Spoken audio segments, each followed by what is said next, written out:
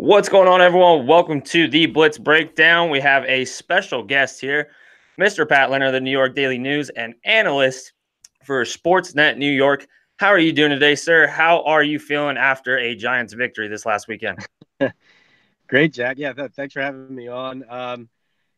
Relieved in the sense that after a 3-13 season, right, the Giants are looking for any kind of sliver of optimism.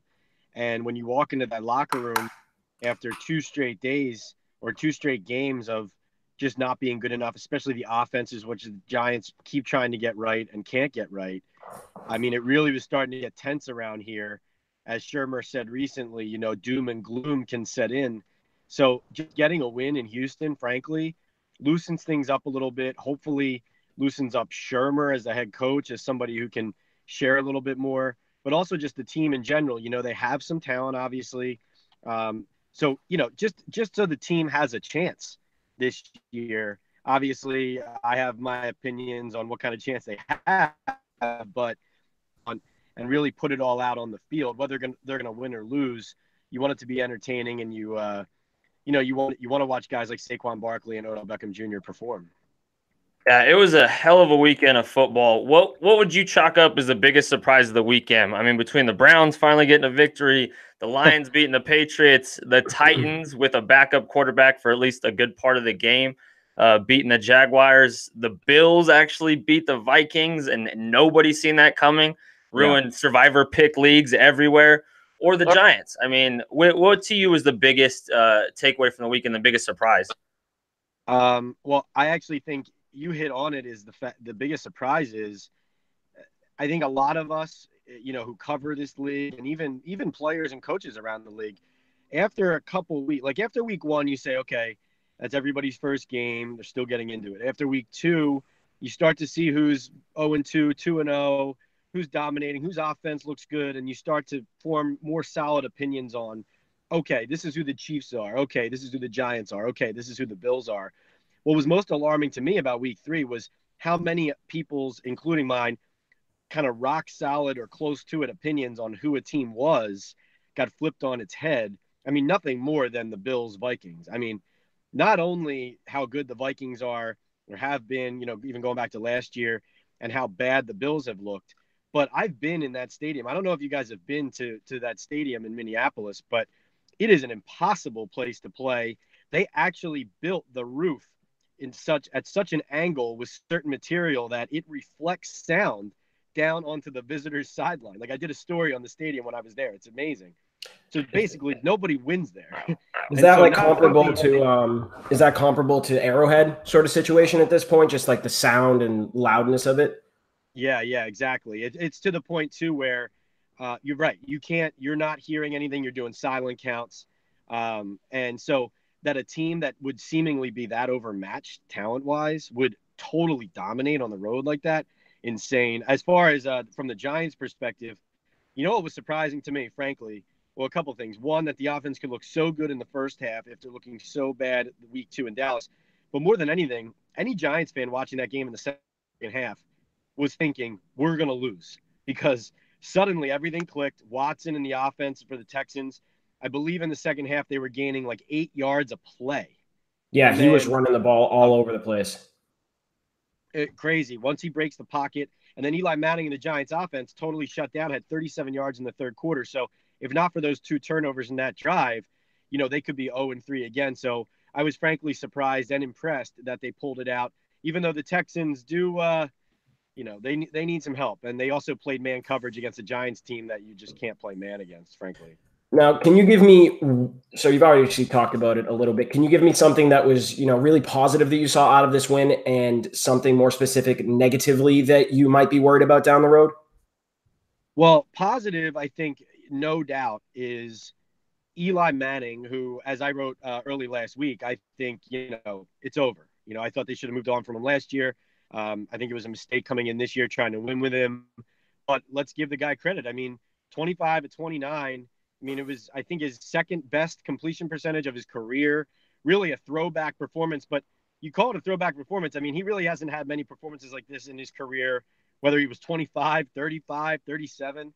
Accuracy's never really been his thing. Yeah. Exactly. And you know what? You know which throw impressed me the most? I mean, I don't know how you guys feel, but his touchdown pass to Rhett Ellison, I thought was just a pinpoint throw, a tight window, a tough throw, good velocity, the type of throw that he hadn't shown us through a full month of training camp and preseason and the first 2 weeks that he could make. So that, to me, that was the biggest positive.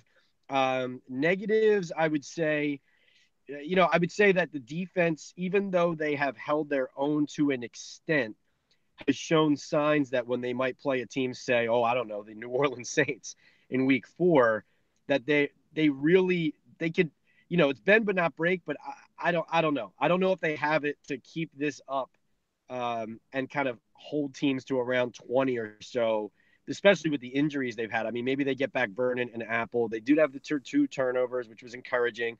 I think Betcher's very creative. I just think there's a real opportunity to score a lot of points on the Giants defense, given what we've seen them surrender, especially down the field. Go back to Dak Prescott to Tavon Austin right off the bat in Dallas, or these huge chunk yards that Houston was getting in the second. Yeah, do you chalk any of that up to the fact that they have no Olivier Vernon or Eli Apple? And do you have a timetable for us on their return? I think that's certainly a part of it. Though Jenkins was around the ball a lot when passes were completed in Houston. No updates yet. I mean, Shermer, I think, is targeting Vernon to ramp up this week, but they're being very cautious with him. They want him fully healthy. And then Apple, I don't know. I mean, Apple seemed pretty down last week, so who knows? Something could improve in a week, but he seemed like a guy who knew that he was dealing with something a little bit longer term. So I wouldn't be optimistic about either. If I were more optimistic, frankly, right now, it'd be about Vernon. But I would guess that they're going to stay cautious and they might not both be out there. We'll see more at practice. But one encouraging sign on defense too was Kareem Martin, their outside linebacker, who, he's up and down. He'll make a splash play and then he'll miss a tackle. He won't contain the edge and then he'll be rushing the quarterback pretty well. I thought what was encouraging is he was in Watson's grill a lot of this game. I was joking around with Martin after the game. I said, I think you hit number 4 10 times in this game without a sack. In fact, he was responsible for disrupting that deep pass to Will Fuller, who was open in the end zone, but Watson's pass kind of fell a couple yards short. Yeah. That was because of Martin's pressure, and he hit Watson just as he threw. So, but you're right. They don't have enough of a pass rush. And frankly, when they were getting to Watson, they know they got to contain him, but he was breaking contain pretty easily as that game went on. So Giants have talent on defense, but when they're shorthanded especially, and we saw Harrison limp off at the end of the game too. So Shermer says that's just normal wear and tear, but let's say if he were to be limited on snaps, for example, that would hurt the run defense as well. We'll see.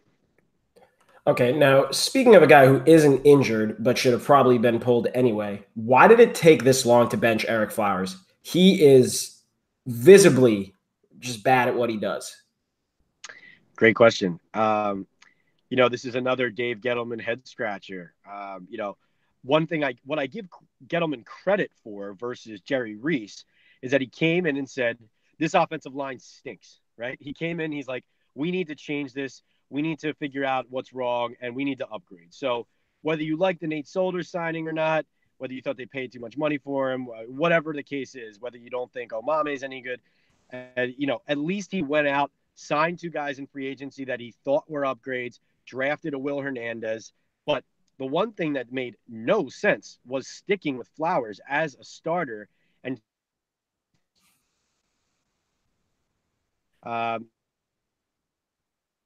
look, I know you have a salary cap to manage and all that, but frankly, it was a mistake. They realized it a couple weeks in. Chad Wheeler, of course, eventually as this game went on, J.J. Watt started to dominate him. But you actually early on, I mean, the line improved, like Omame, who had been terrible,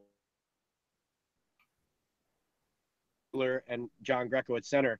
But Wheeler really helped them in the run game and held his own early on in the game so that the offense was able to function more. And who knows? Eli Manning's never going to say it, but in the back of his head, maybe the clock slowed down a little bit for him because he wasn't worried about Flowers being on one of his sides.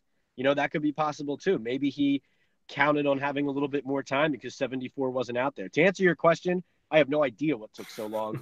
I think it's the pride that comes with a team when they draft a guy in the first round. They just are totally stubborn about not moving on. That's what I attribute it to. It's, a lot of teams have issues with dealing with sunk cost, and I'm sure he was just a sunk cost. It was essentially marching out a piece of cellophane there on right tackle every week. But I've never seen such a turnstile at the right tackle position in my life. You know what's strange about it, real quick, is when he knows he's not good enough, obviously he's behind the scenes working on it or whatever. He goes out there and he's got the size, and then a guy rushes him like Calais Campbell in the first game, and he totally misjudges what type of player he's up against and ends up kicking him in the leg and tripping him on the first play from scrimmage. So you wonder, where's the technique? Where is the attention to detail?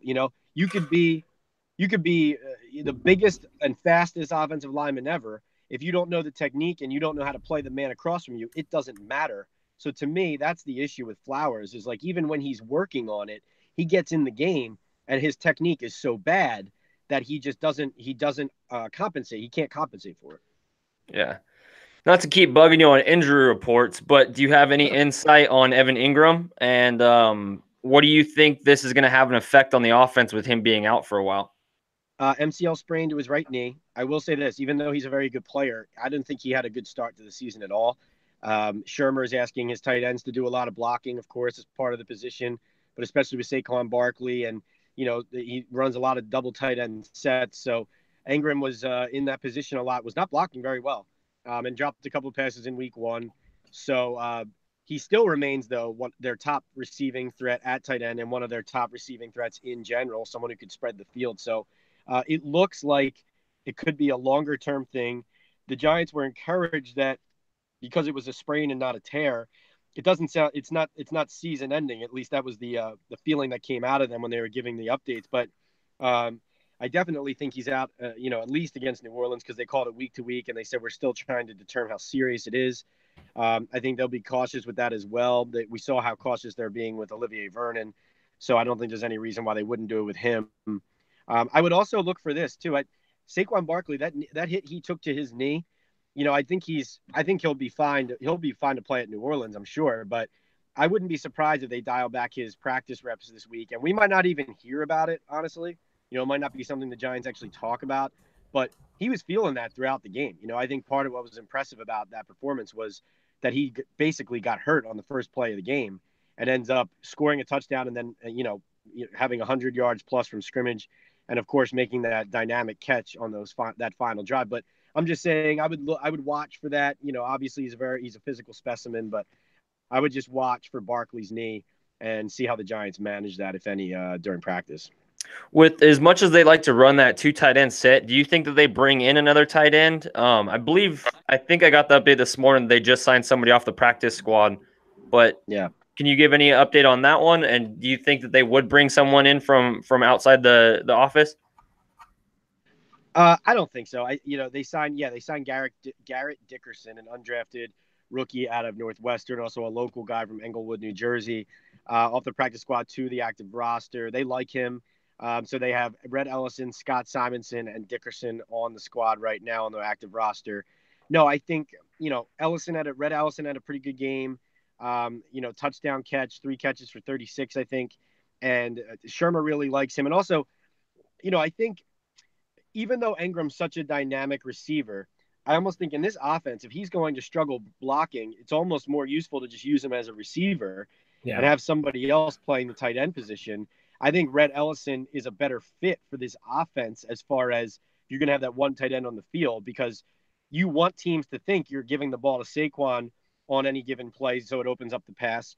And if Ellison, not Ingram, is on as that potential blocker, I think that helps you there, even though Ellison, of course, had struggled early on too. But I don't know. I just think there's no need to go out and replace that position at the moment, because I think it's a good fit for Ellison as a blocker who can also catch versus a guy like Ingram, who is, a really good receiving threat, but needs to work on the blocking. So do you think a guy like they just slot in Shepard at this point and just kind of I know it's two different positions, but kind of use him more. So do you think an uptick in his production is in the works? I think what you saw in this game in Houston is Mhm. what will happen, right? Okay. So you think that I continues? think, I think, well, first of all, I'll say this: if teams play man the way the Texans did, I mean, even though Eli Manning played great, how many of his receivers were covered or close to it when he threw them the ball? I mean, I thought the Giants were wide open all day. Yeah. And that's the thing. You got Barkley, Shepard, Beckham, and even with Ingram not on the field, those three guys, I mean, one of them's going to be open in man coverage, right? Mm-hmm. So, I think you're going to see a lot of those, Shepard getting looks, and then maybe, here's the one thing I would say: Scott Simonson, in his limited work, he's supposed to be a good blocker. He struggled early on in the season in limited work, so you're going to need to see, because Shermer still likes going to those two tight end sets. So I think you're going to need to see either him or Dickerson. I think Dickerson will get some snaps here because Simonson hasn't blown anybody away, even though they like him. I think you'll see Dickerson get some action, maybe him be on the field versus a Cody Latimer, and give them some blocking and receiving threat as well. Okay. So I have an interesting question too, and you can answer it however you want. But do you see a similar situation to last year with Eli Manning, like getting replaced at any time this season? The weird McAdoo move of last year for maybe like Lawletta or Tanny? No, That's if because things go south, obviously. Right. No, I think no, because I think the Giants structured their roster so that that can't happen. I mean, Lawletta is a very smart guy, hardworking, has potential, but the plan is not to play him. And then Alex Tanny, he's a guy with one appearance in about 7 NFL seasons or whatever, who is Eli's backup. So you're not going to him. I think the Giants structured this intentionally that way. I do believe Pat Shermer doesn't like something about Davis Webb, because he wouldn't just cut a player that he really liked at quarterback. That's the position he likes and knows. But I do think, I mean, no one's going to tell you this from the Giants, but I firmly believe that part of that decision was motivated by, oh no, if we start 1-3, 1-4, and Eli's not playing well, then people are going to want to see Webb, and then there's going to be a controversy again. So I think the Giants consciously eliminated that from happening, which of course I don't agree with. I think Davis Webb's a good player, but so no, I don't see that happening.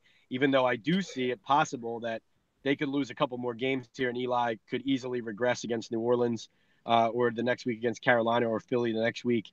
And there could be reasons why all the Giant fans now who are saying everything's fine after this, after they beat a Texans team that just lost its 9th straight, maybe things aren't as rosy as they seem.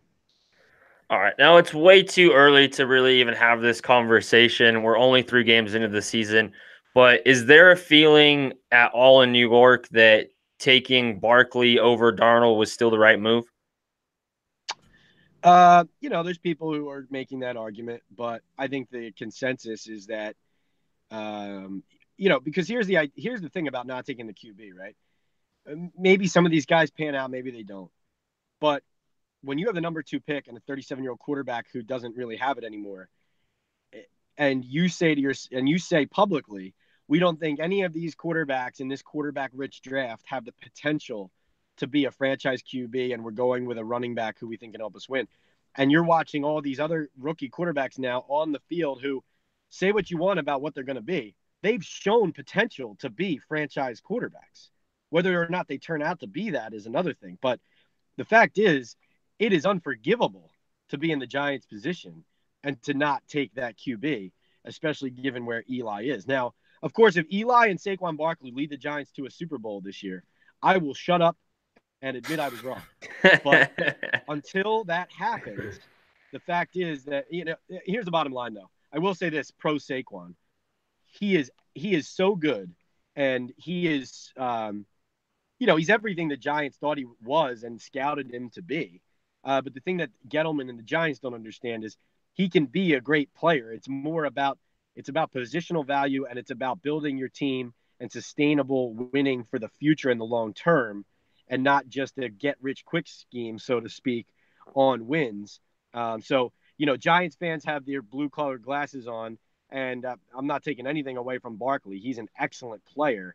But it's hard to hear those arguments when you look at what Baker Mayfield just did, or some of the things Sam Darnold's capable of doing, and Josh Allen, who, of course, they were kind of conservative, but you can build game plans around these guys and get better for the future. And it wasn't about, hey, the Giants should draft this quarterback, start him as a rookie, and everything will be fine. They'll be a better team. It wasn't about that. It was about making a smart choice for your future. So that's a longer answer than you're probably looking for, but it is obviously an issue that fires me up.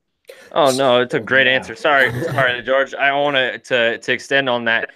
In the first 2 weeks, it kind of seemed like they were force feeding Barkley, and then this week they actually established the run and used it. They complemented it with the play action pass, getting Eli out of the pocket, right, not keeping him there for JJ Watt to just manhandle. Do you think they finally are figuring out how to use him properly instead of just getting him the ball? Okay. Yeah. Right. So no, yeah, I think that's a good point. I think that was twofold. One, for whatever reason, Shermer had, when you watch the film of the Cowboys game, when the Cowboys were sitting back, there were a lot of plays where Eli checked down because there were so many routes just going deep downfield right into the Cowboys' hands. But also there were plenty of plays where Eli had an option downfield and was just checking down to Saquon anyway. So I think the coach and the quarterback both got together and said, hey, look, just because we have this great weapon in our backfield doesn't mean we need to give him the ball 5 yards behind the line of scrimmage every play and make him miss 4 guys to get a 1-yard gain. So to answer your question, yeah, no, I don't think the intent was ever to use him the way they used him in Dallas. That game was unforgivable, frankly, from the talent that the Giants have on their offense. So yes, it's good to see that, I think that the way you saw them use Barkley in Houston is definitely ideally the way you would use him. And that's what I think. What's so impressive about him is that every week so far, he's done something that you said, wow, that's something new and amazing and something that makes him special. And to me, a couple things he did this week. Number one, and I'm going to put this clip out on Instagram later, on his touchdown run in the first quarter. When I saw it live, he basically goes in untouched, and there was some good blocking on the right side. Omame, Wheeler, Engram, Greco at center. So, and even Saquon said, I went in untouched. You watch the play again. There's a DB who's coming free behind the line, ready to fill the hole.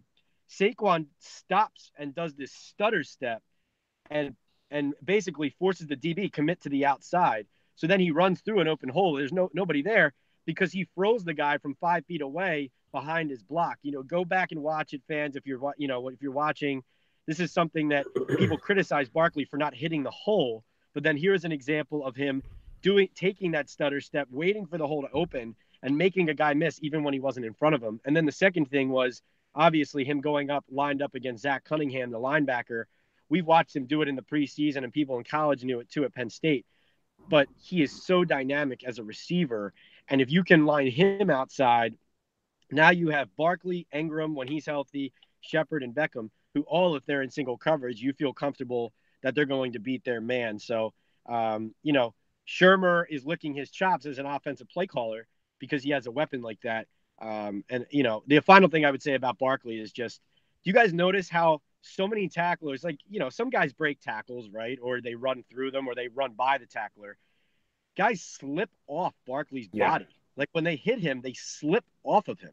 And I'm actually working on a story. I'm trying to figure out what is it, what muscles are those? What is he honed so that it looks like these guys who are also in the weight room all off season look like, they have, grease on their hands when they're trying to wrap him up. So it's baby oil, those are all things that make him very special. He just covers himself in baby oil before the game. People slip right off. Okay. Exactly. So that being said, Barkley's fantastic, but would you have rather gone Darnold and then maybe a Kerryon Johnson or a Nick Chubb later? Yeah, I mean, I think coming out, the quarterbacks I actually loved Josh Rosen and Josh Allen. And Allen too. What I liked about Allen was that not only did I like what he brought, and I thought that obviously he was a longer term project in my mind, but he fit so much of what Pat Shurmur and the Giants liked. You know, he had the size, he had the big arm, he has the mobility. And, you know, I remember talking to Allen about they had a good rapport, he and Shermer, when they met at the combine and all these things. So I really saw that working out. More than anything, I just thought the Giants should have traded back because look at their roster still. Part of the reason that they're going to continue to struggle is they lack so much depth. You asked about Eric Flowers. You know, if you trade back from that spot, you could still go get a quarterback like a Rosen or a Darnold deeper in the top 10 and force another team to give up something that could help you go get that offensive tackle or another defensive back instead of, you know, spending a 3rd-round pick in the supplementary draft on a guy, Sam Beal, and you know that he's got this injury that then requires shoulder surgery and he's out for the year. Now you wasted next year's 3rd-round pick. Yeah. So that was, to me, it was a frustrating, especially to your point, Darnold. Okay, if you're a general manager and you're a scouting department, your job is not only to scout these players, but also to learn what these other teams want and need. You know, the Jets want a quarterback. Obviously, they came up already in the draft in the 1st round from 6 to 3. But if you have to know that at 2, when Darnold's still on the board there, that they want him. And you're talking to teams like the Broncos and the Bills who are back further in the top 10. How do you not leverage something in order to force the Jets at least to come up from 3 to 2, or at least try to do it? I just think Dave Gettleman must not have gone to business school, because him not picking up the phone when he's on the number 2 pick and calling one of those other GMs is just unreal. I remember him admitting that proudly and thinking, you know, all of us just doing this. I mean, I can't believe it. I couldn't believe it. Yeah, we could have seen something like the Niners did with Mitchell Trubisky and the Bears, just forcing someone to come up one spot and getting a hefty load for it. Let's just say that this ends up like the Giants end up with another top 10 draft pick this season. What's next for them? Do you think it has to be quarterback? Do you think they might try to see what they have with Kyle Lauletta? Where do you see the Giants? Because in my eyes, they're one of very few teams that will be QB needy by next year, if not now. So where do you see them lining up, or do you see them possibly just addressing the offensive line with an early pick? What do you make of this next year? No, it's a good question. I think, well, 2 quarterbacks to watch, and not that he's the second coming, but Pat Shermer's son Kyle is a senior at Vanderbilt. He wouldn't be a 1st-round pick, obviously, but there's always a chance he's a deep round add to the training camp roster. And also Nick Foles, you know, if he were to opt out in Philadelphia, Shermer coached him before down in Philly when he threw 27 touchdowns and 2 picks. So if he were to opt out, that could be a look as well. I think the Giants are stubborn enough to potentially try and stick with Eli Manning next year too. I know that's crazy, but I think it'd be crazy. I think it'd be crazy to say that they wouldn't be capable of doing that after what we've seen from their decision makers. I look at it as like they need more depth too. So it's not just about a position need; it's about numbers game. So, you know, if they have a top 10 pick, if the draft isn't chock full of elite prospects or like can't miss guys, do you trade back into the 20s so that you have a couple more high 1st and 2nd round picks or whatever it is to get not only a lineman but also a quarterback who's going to be still available there? But no, to your point, they're definitely going to be quarterback needy. Here's the thing I would say about Lauletta. Lauletta is, when you look at his talents, his skill set, his demeanor, everything, you can see Case Keenum in him. I mentioned Case Keenum obviously because Shermer won the Assistant Coach of the Year award last year with the Vikings, with Keenum coming in as Bradford's backup. And what I mean by that is Lauletta, he can run a lot of this type of offense that Shermer gears around the quarterback, moving around, naked bootlegs, calm decision maker. The problem with Lauletta is that he really doesn't have a great arm, which is why there was so much alarm when they released Davis Webb, is because if you watch Webb and Lauletta each throw 5 passes, it wouldn't be a decision. I mean, it just wouldn't. So I think there's a fit for Lauletta in this offense. I think he's very intelligent. I think the Giants like him. So there's certainly a chance they look at him too. But I hate to say it, but I have a lot. It's hard to say that Dave Gettleman and Pat Shermer, if the Giants win like 7 games this year or whatever, aren't going to sell Eli Manning right back on us again and upgrade the offensive line. Yeah, that could be the one thing that might be beneficial to not grabbing a quarterback this year, is that it seems like almost every franchise is now set at quarterback for the next, at least for the next few years, and there's potential for a Tyrod Taylor or a Nick Foles, or who knows what happens with Teddy Bridgewater, even though it seems like he's going to be the predecessor to Drew Brees.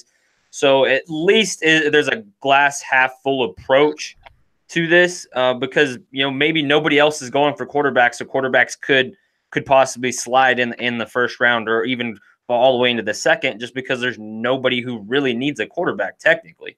Yeah, true. We all know too, though, if there's a QB who comes out who is that good, teams will find a way to take him. I mean, there's no harm in taking a great quarterback even if you don't need one. But obviously some teams will be more set at QB than others and won't go there. But yeah, no, I mean, the Giants are in a precarious position now that they haven't taken a QB. It's not just about this year. It's about how do you manage all those drafts after it. And does your need for a quarterback now, because you haven't filled it, or it looks like you haven't filled it, does that negatively impact your drafts for however many years and your building of your team until you get one? And yeah, I always feel like we never really know how teams are thinking. Like, I didn't think the Ravens going to go get Lamar Jackson, so anything could really happen in next year's draft too. But okay, right. Now let's go on the other end of this spectrum. They don't get a top 10 pick. Do you think they have a legitimate shot at winning the division? Because it seems kind of wide open to me right now. It seems like the most wide open it's been in the last few years. I mean, no. But well, I'm not disagreeing with your point about the wide open division at all. I mean, I'm not disagreeing with that. I just, listen, I want to give this Giants team a chance. And I didn't mean to put you on the spot like that.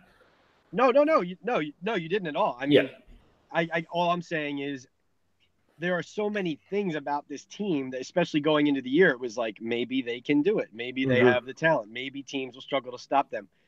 I just think that they have certain weaknesses. Their quarterback play, their offensive line. I do think their defense is ripe to give up the kind of points that it looks like they could have in Houston, right? So I think, New Orleans is averaging like 40-some points a game. I mean, this could be the week where everybody says, whoa, the Giants, but maybe if they run into some good, they're not what we thought they were. Yep. I just think, Curtis Murray safety has struggled. Missed tackles in this that made you open your eyes and say, what was that? He took a bad angle on the Tavon Austin touchdown where Jenkins gives up a big play, but it's like a 48-yard touchdown. I think Philly is just going to be too tough. Their offensive and defensive lines, regardless of how they're winning close or not looking great early on offense with Foles or whatever it was. I just think they're too good at the most important positions, the Eagles, to, and I mean, listen, if the Giants win those games head to head, yeah, then they may be able to do it. But I think Philadelphia is going to be too tough. But 7-9 right now, you win at Houston like the Giants just did. Now, instead of looking like you could be headed for 5-11, maybe 7-9 is on the table. I mean, I predicted 9-7 at the start of the season. I thought that was possible. I thought 10-6 was probably their ceiling, and I thought 5-11 was possible as well. Like that was my gamut, 5-11 to 10-6, depending on if they stayed healthy and how Eli played. So quite the range. I think 7-9's looking possible. Okay. All right. Going both ways. Say they win. Say they head towards that 10-6, or say they head towards that 5-11. Is there a big trade potentially on that roster right now you could see them making or them pushing for? Is there a player like an Eric Flowers that they ship, or is there one of the star players, or even possibly Eli Manning if it keeps going wrong? Do you think that maybe they could send him down to Jacksonville or anything like that? Is there anything that you could future forecast happening in that kind of sense? I do think Dave Gettleman has proven that he's not going to sit on his hands. He'll be very active.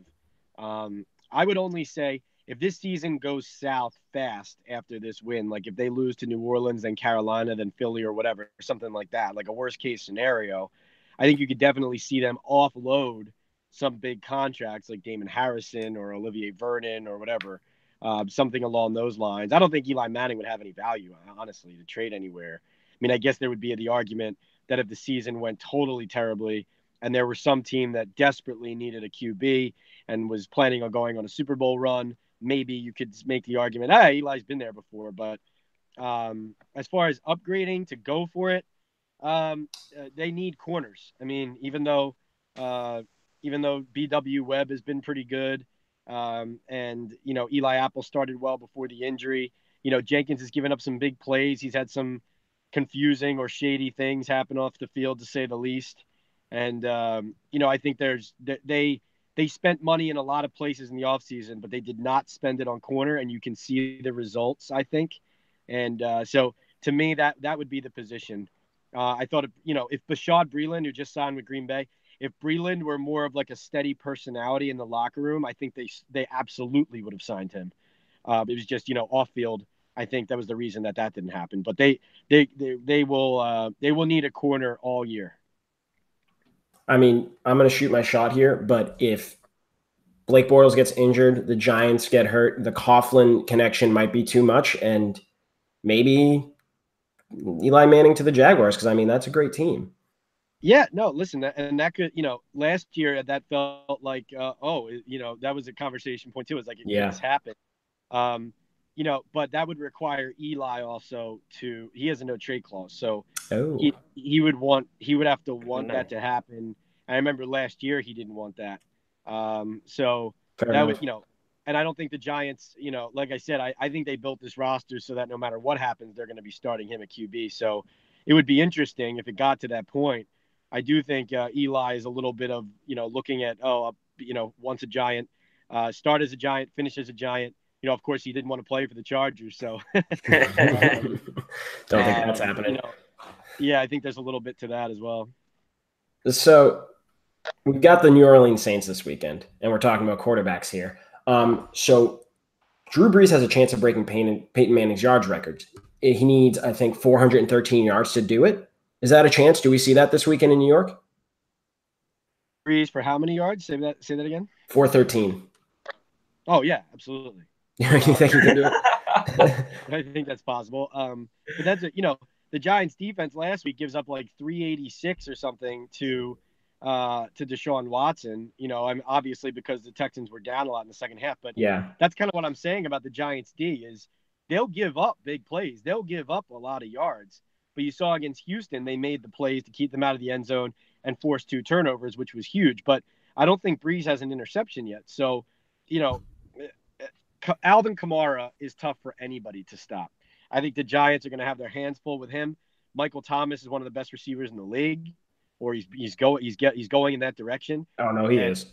Yeah. And so, Shermer said on the radio, he's talking about how good Kamara is, how good Brees is, how good their line is. And then went on to the defense. I'm like, Pat, what are you talking about? What about the receiver on the outside? Let's go. But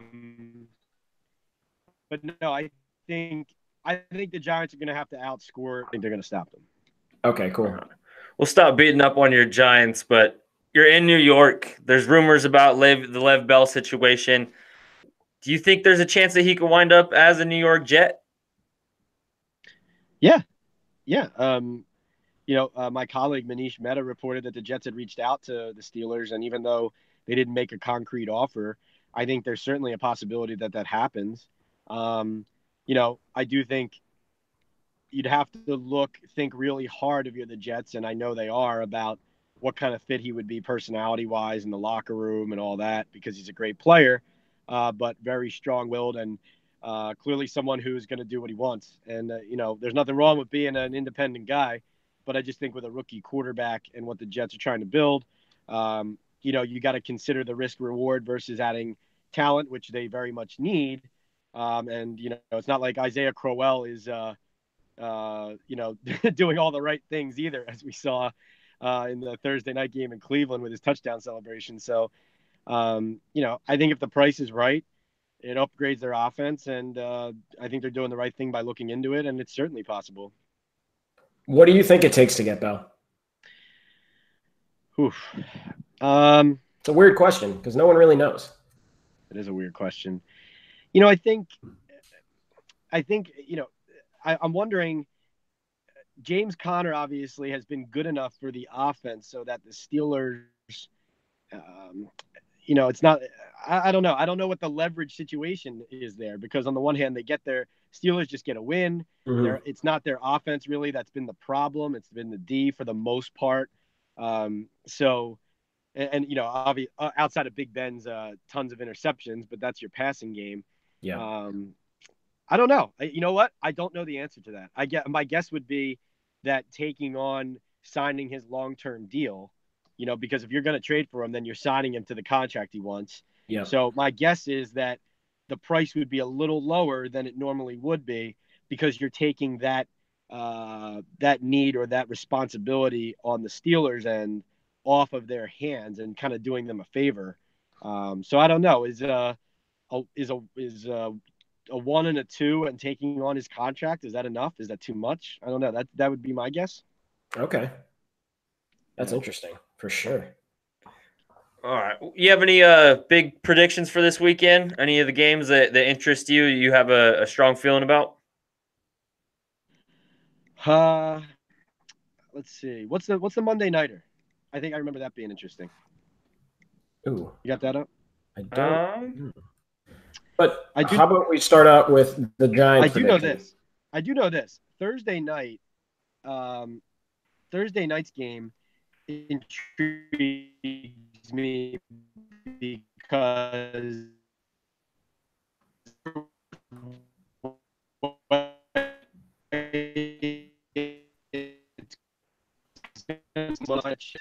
their defense is terrible. The Vikings look like total crap against Buffalo. Yeah. Even Wonders can't really do there and find ways.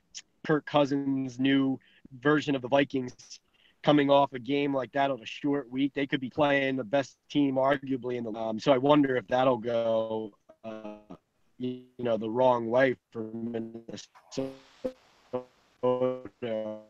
on their season's end. But yeah, who is that? What's the KC? Oh, you're breaking up a little bit, Pat. That was KC at Denver for the Monday night game. Oh, I hope we didn't lose him.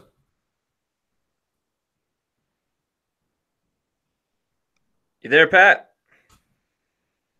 Oh, right. So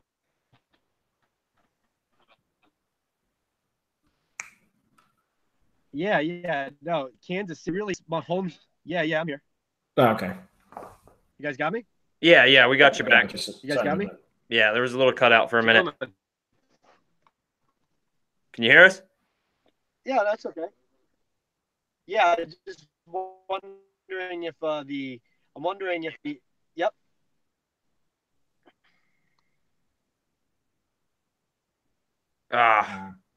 Well, we lost Pat Leonard. Thank you for coming in, sir. That is Pat Leonard, New York Daily News. Appreciate it. Great interview, man. I thought he shared some really insightful stuff. Yeah, you know, Pat's a professional, and he sure knows his Giants, man. I'm interested to see this weekend what the Giants do. A lot of insight from Pat. I don't see them winning this weekend, but I could totally see this being a shootout and a really, really fun game for both teams and for fans alike. Because one, you got, you know, the New Orleans Saints just, you know, at this point, horrific defense, and a Giants team that's coming off a pretty good win with a really, really, you know, good situation in front of them. So it'd be a really interesting one to watch. Yeah, we'll see what happens this weekend. This could be the one bright spot. I feel like that's such a tough schedule for them in the next few weeks. I think the Giants are going to be on a downward spiral moving forward. Just got a text from Pat saying thanks for being for having him on. Hopefully, we'll see if the Giants do pull this off. We might have to bring them back this next week. Could be, man. Let's see. All right, let's wrap this on up. It's been the Blitz Breakdown with Jack and George. Thank you, Pat Leonard. Thank you, New York Daily News. And thank you, guys. We are out.